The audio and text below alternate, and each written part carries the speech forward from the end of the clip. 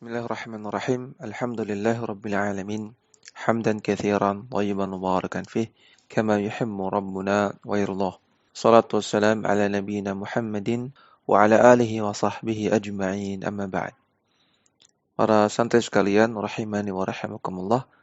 Kembali kita lanjutkan membaca kitab Ta'liqatun ala Syarhis Sunnah lil Imam Al-Muzanni rahimahullahu taala, yang ditulis oleh Syekh Abdul Razak bin Abdul Muhsin Al-Abbad Al-Badr hafizahullahu ta'ala. Al-Imam Al-Muzanni rahimahullah mengatakan, qauluhu wa bisalihil a'mali hum mutazayiduna. Dengan amalan-amalan saleh mereka, yaitu orang-orang beriman, menambah iman mereka. Artinya, iman akan bertambah dengan melakukan amalan saleh. Yubayinu rahimahullahu annal imana yazidu bil a'malis salihati. Di sini Al-Muzanni menjelaskan bahwasanya iman itu bisa bertambah dengan melakukan amalan-amalan saleh. Wa kadzalika al-aksu fin nuqsani. Demikian juga sebaliknya, iman bisa berkurang kalau melakukan maksiat, kalau melakukan pelanggaran agama. Wa'lam anna kulla dalilin dalla ala ziyadatil imani fahuwa yadullu ala nuqsanihi bi tariqil luzumi. Ketahuilah bahwasanya setiap dalil yang menunjukkan bahwasanya iman itu bisa bertambah, maka itu juga sekaligus dalil yang menunjukkan bahwasanya iman itu bisa berkurang dengan metode pendalilan al-luzum atau disebut juga dengan al-iltizam. Ya, sudah pernah kita jelaskan di pelajaran kitab Al-Qawaidul Muthla, demikian juga dalam pelajaran Lum'atul I'tiqad dan yang lainnya, ada metode pendalilan al-iltizam, yaitu A menghasilkan B. B adalah konsekuensi dari A. A adalah suatu makna dari teks dalil, dan A itu pasti akan menghasilkan B. B kesimpulan yang tidak ada dalam teks, tapi ini adalah makna yang pasti akan dipahami dari kesimpulan A. Contohnya di sini, kalau kita menemukan ayat atau hadis yang menunjukkan bahwasanya iman itu bisa bertambah, maka konsekuensinya, lazimnya adalah bahwasanya iman itu juga bisa berkurang. Wa kadza al-aqsu. Demikian juga dengan metode pendalilan al-aqsu atau juga disebut dengan al-mafhum. Yang mana mafhum artinya adalah mengambil kesimpulan makna yang tidak tersurat di dalam teks, yang merupakan kondisi terbalik dari apa yang disebutkan di dalam teks.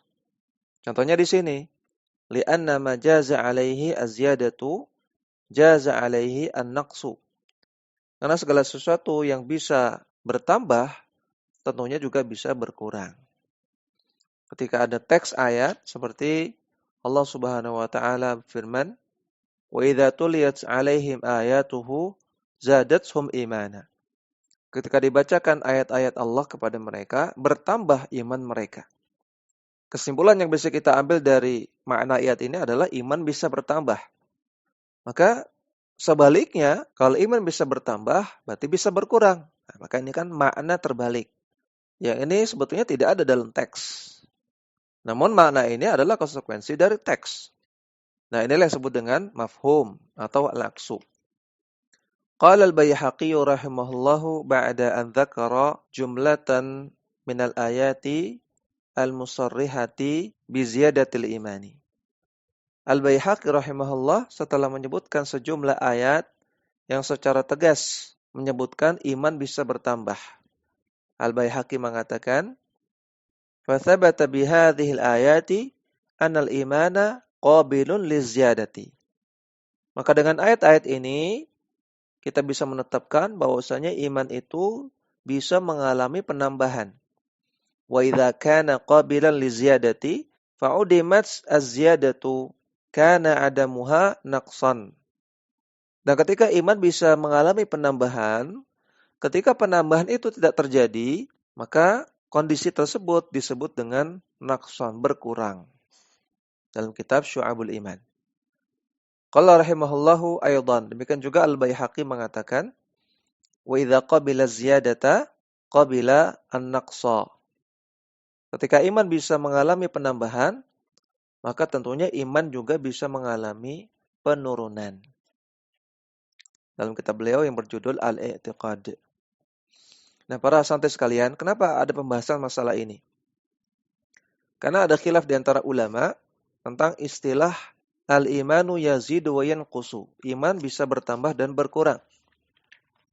Di antara ulama al-sunnah ada yang meyakini bahwasanya iman itu hanya bisa bertambah, tapi tidak berkurang. Di antaranya adalah al-Imam Malik rahimahullah. Kenapa? Karena beliau mendapati di dalam Al-Quran dan hadis yang ada adalah lafal ziyadah saja. Lafal penambahan. Beliau tidak mendapati ada lafal nuqsan, pengurangan, penurunan iman. Sehingga kata beliau, dan sebagian ulama yang lain, maksudnya iman itu hanya bisa bertambah, tapi tidak bisa berkurang. Sehingga kondisinya hanya bertambah atau tetap. Namun yang rajih adalah bahwasanya iman itu bisa bertambah dan bisa berkurang. Ya, tadi sebagaimana penjelasan Al-Imam Al-Baihaqi rahimahullah. Demikian juga Syekh Abdul Razak bin Abdul Muhsin Al-Abbad. Bahwasanya kalau iman bisa bertambah, konsekuensinya bisa berkurang. Dan juga kita dapati ada sebagian riwayat dari para sahabat Nabi, di antaranya dari Abu Hurairah radhiyallahu ta'ala anhu, yang menyatakan dengan tegas bahwasanya iman itu bisa berkurang. Abu Hurairah mengatakan, al-imanu yazdadu wa yanqusu. Iman itu bisa bertambah dan bisa berkurang. Di sini ada kata-kata yanqusu. Dan riwayat ini disebutkan oleh Al-Baihaqi juga di dalam kitab Syu'abul Iman.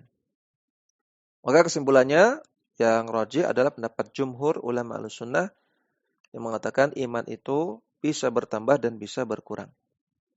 Famin adillati ziyadatil imani qauluhu subhanahu wa ta'ala. Di antara dalil yang menunjukkan iman itu bisa bertambah adalah firman Allah Subhanahu wa taala.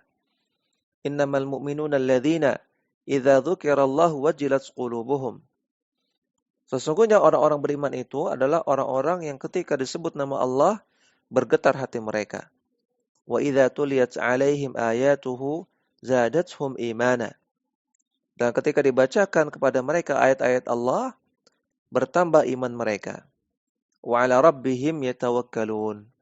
Dan mereka hanya bertawakal, hanya menggantungkan hati mereka kepada Allah Subhanahu wa taala semata.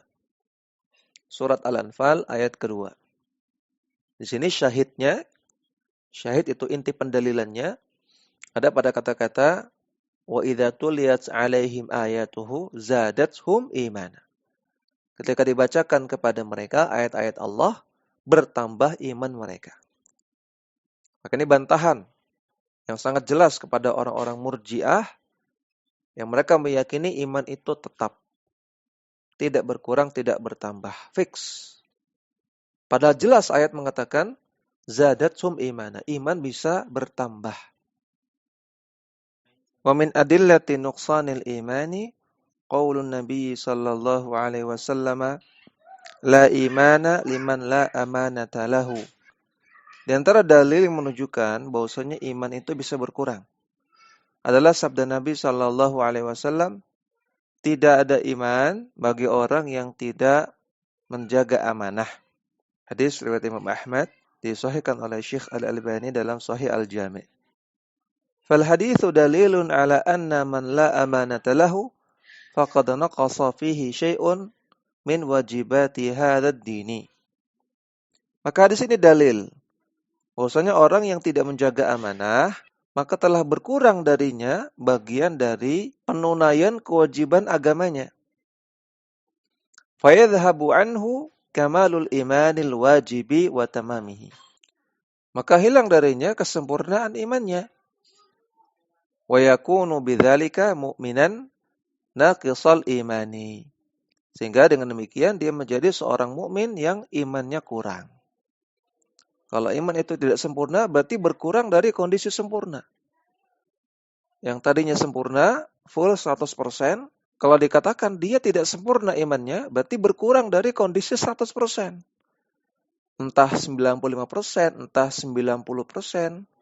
Yang jelas di sana ada pengurangan. Maka hadis di atas menunjukkan adanya pengurangan iman. Iman bisa berkurang, bisa menurun. Wa qasu'ila al-Imam Ahmad rahimahullahu an nuqsanil imani.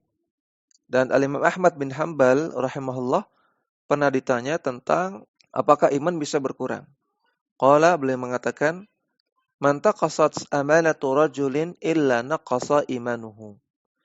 Tidaklah berkurang kesempurnaan amanah seseorang kecuali akan berkurang juga imannya.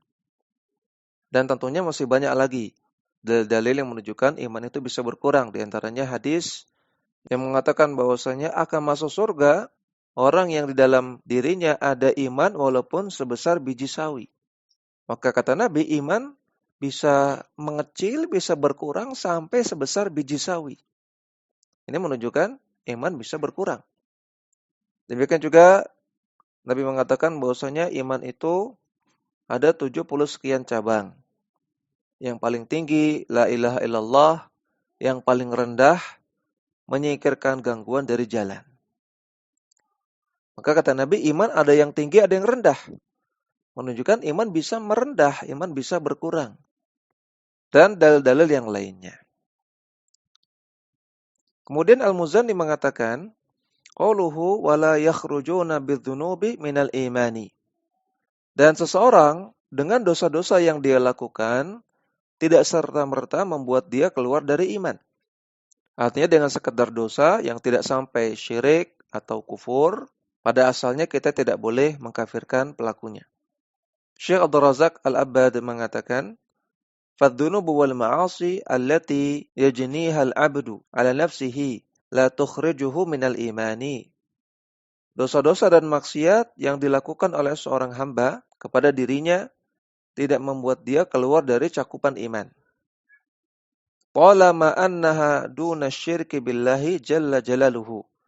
Selama dosa dan maksiat tersebut tidak sampai pada level syirik kepada Allah jalla jalaluhu. Lakinnaha tunqisu imanahu. Namun perbuatan dosa yang dia lakukan itu mengurangi imannya. Wa yutlaqu alaihi mu'minun naqisul imani. Dan disematkan label kepada dia, yaitu label mukmin naqisul iman. Mukmin yang kurang imannya. Au mu'minun bi imanihi fasiqun bi kabiratihi. Atau kita labeli dia dengan mukmin dengan imannya, namun sekaligus dia fasik dengan dosa besar yang dia lakukan. Fala yu'ta lil 'asi al-imanul mutlaq wa tammu. Maka kepada pelaku maksiat tidak boleh kita berikan label iman secara mutlak dan sempurna. Wala yuslabu minhu mutlaqul imani. Dan kita tidak cabut dari dia, kita tidak hilangkan dari dia mutlaqul iman, iman yang minimal. Artinya dia masih dalam cakupan iman, masih dalam cakupan orang-orang mukmin. Fayakhruju minad dini, dan kita tidak katakan dia keluar dari agama dengan dosa besar yang dia lakukan. Perhatikan ya. Di sini ada dua istilah, yaitu al-iman al-mutlaq dan mutlaqul iman. Al-iman al-mutlaq artinya al-iman yang sempurna. Disebut juga dengan al-iman at-tam. Al-iman al-mutlaq sama dengan al-iman at-tam. Artinya iman yang sempurna. Istilah yang kedua, mutlaqul iman. Mutlaqul iman artinya iman yang paling minimal. Nah, pelaku maksiat tidak boleh kita sematkan dia al-iman al-mutlaq. Iman yang sempurna, artinya nggak boleh kita katakan dia mukmin saja. Nggak boleh. Namun kita juga tidak hilangkan dari diri dia mutlaqul iman, iman yang paling minimal. Artinya dia pelaku dosa. Tapi dalam dirinya masih ada iman yang paling minimal, sehingga dia tidak kafir. Tidak dikatakan keluar dari Islam. Perhatikan ya, jadi pelaku dosa besar itu hilang dari dia al-iman al-mutlaq, iman yang sempurna, tapi tidak hilang mutlaqul iman dari dirinya. Sehingga dia tidak boleh dikatakan mukmin saja. Dan juga tidak boleh dikatakan kafir. Yang benar kita katakan dia mukminun naqisul iman. Mukmin yang kurang imannya. Atau mukminun fasikun, mukmin tapi fasik. Atau mukmin dhaiful iman, mukmin yang lemah imannya. atau mukmin yang kurang beriman atau yang semisalnya. Kalau pelaku maksiat kita katakan mukmin secara mutlak, secara sempurna, maka ini akidah Murji'ah. Kalau pelaku maksiat kita katakan kafir, maka ini akidah Khawarij. Ahlussunnah pertengahan antara Murji'ah dengan Khawarij. Kita katakan pelaku maksiat, pelaku dosa besar itu mukminun naqisul iman. Mukmin tapi kurang imannya atau yang semisalnya. Qauluhu, kemudian Al-Muzanni mengatakan wala yakfuruna birukubi kabiratin wala isyanin. Dan mereka tidak kafir dengan sekadar melakukan dosa besar atau melakukan maksiat. Akidah Ahlussunnah tidak meyakini kafirnya seseorang karena maksiat selama bukan sampai kekufuran atau kesyirikan. Arrafa sahabiyul jalilu Ibnu Abbasin radhiyallahu taala anhuma al-kabirata. Perhatikan bagaimana seorang sahabat yang mulia yaitu Abdullah bin Abbas radhiyallahu taala anhuma mendefinisikan dosa besar. Bi annaha, beliau mengatakan bahwasanya dosa besar adalah dzambun warada fihi haddun aw wa'idun aw la'nun aw nafyul imani. Dosa besar adalah dosa yang terdapat hukuman hadnya. Hukuman had artinya hukuman kepada pelaku maksiat yang jenis hukumannya disebutkan di dalam dalil. Ya, seperti orang yang berzina itu dicambuk atau dirajam. Orang yang dibunuh itu diqisas dan seterusnya. Ini namanya hukuman had. Maka semua dosa yang ada hukuman hadnya, maka itu dosa besar. Aw'idun, atau ada ancaman di akhirat. Siapa yang melakukan dosa ini, maka nanti di akhirat hukumannya itu. Siapa yang melakukan dosa ini, nanti di neraka hukumannya itu. Nah, maka ini dosa besar. Aula'nun, atau yang terdapat laknat. Ya, Allah Subhanahu wa taala melaknat pelaku ini. Rasulullah sallallahu alaihi wasallam melaknat pelaku itu. Maka ini dosa besar.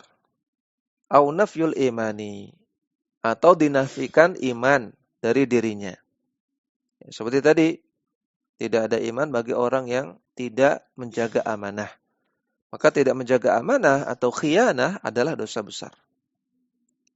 Wa qad bayyana al-musannif rahimahullahu taala anna al-muslima qad yajtami'u fihi al-imanu wa ma'siyatun. Dan Al-Muzanni rahimahullah dalam kalimat-kalimat beliau di atas menjelaskan bahwasanya dalam diri seorang muslim bisa tergabung di dalam dirinya antara iman dengan maksiat.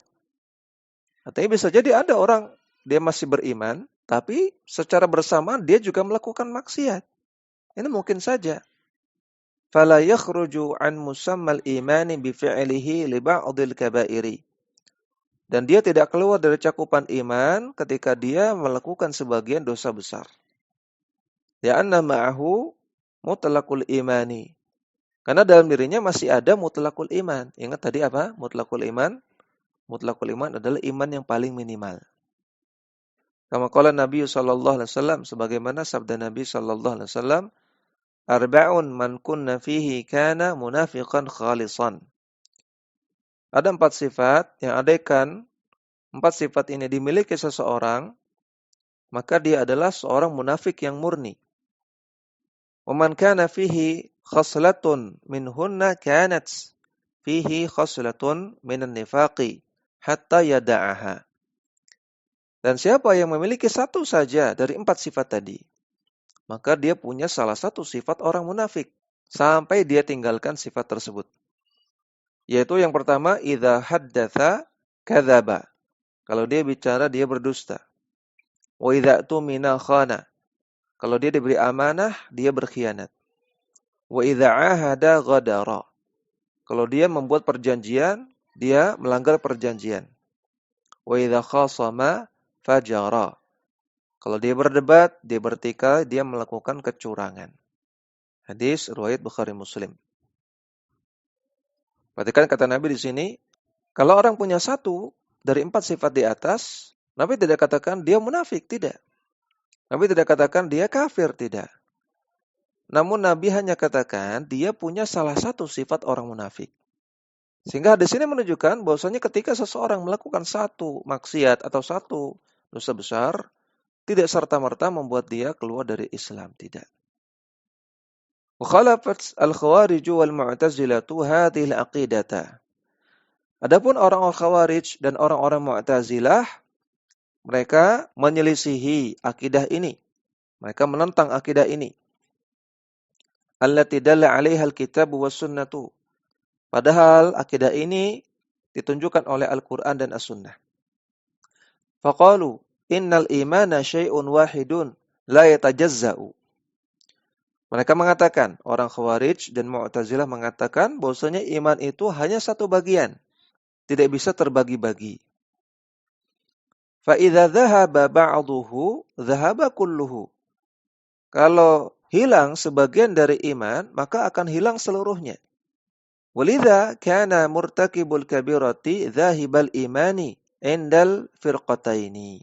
Oleh karena itu, orang yang melakukan dosa besar, ya, yang mana orang melakukan dosa besar kan hilang sebagian imannya, maka hasilnya, akibatnya, dhahibal imani. Imannya menjadi hilang semuanya.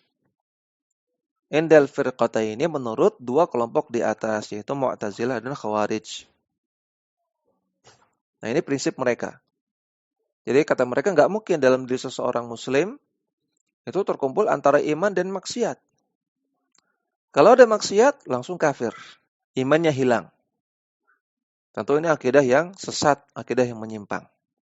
Yang nanti ujung-ujungnya adalah bermudah-mudahan dalam mengkafirkan orang. Terutama pelaku maksiat.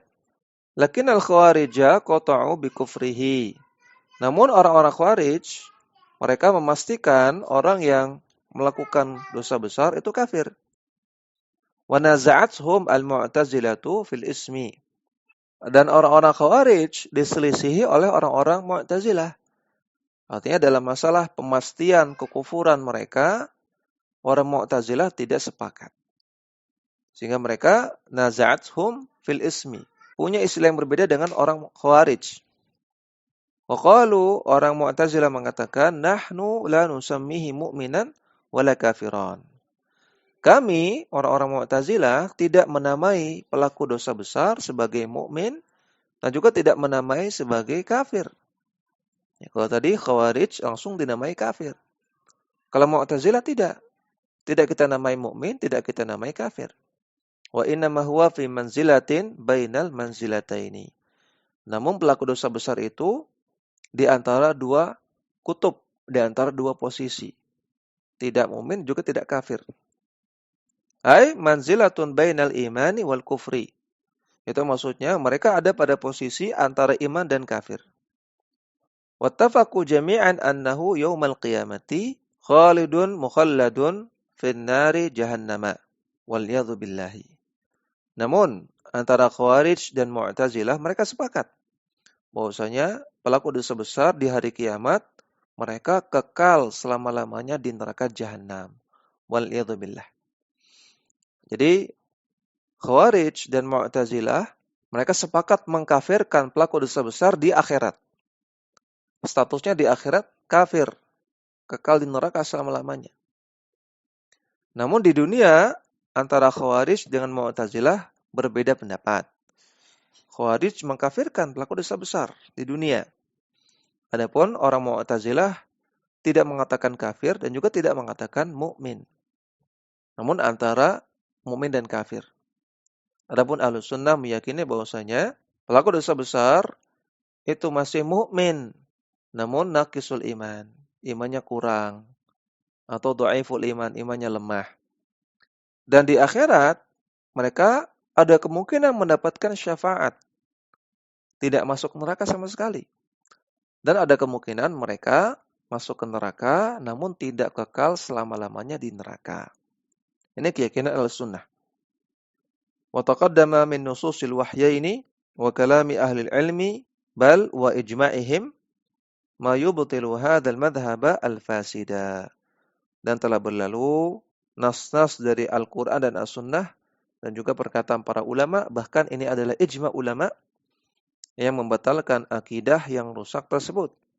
Akidah Khawarij dan Mu'tazilah dalam masalah ini. Ini yang bisa kita baca, mudah-mudahan bermanfaat. Wassallallahu ala nabiyyina Muhammadin wa ala alihi wa sahbihi wasallam.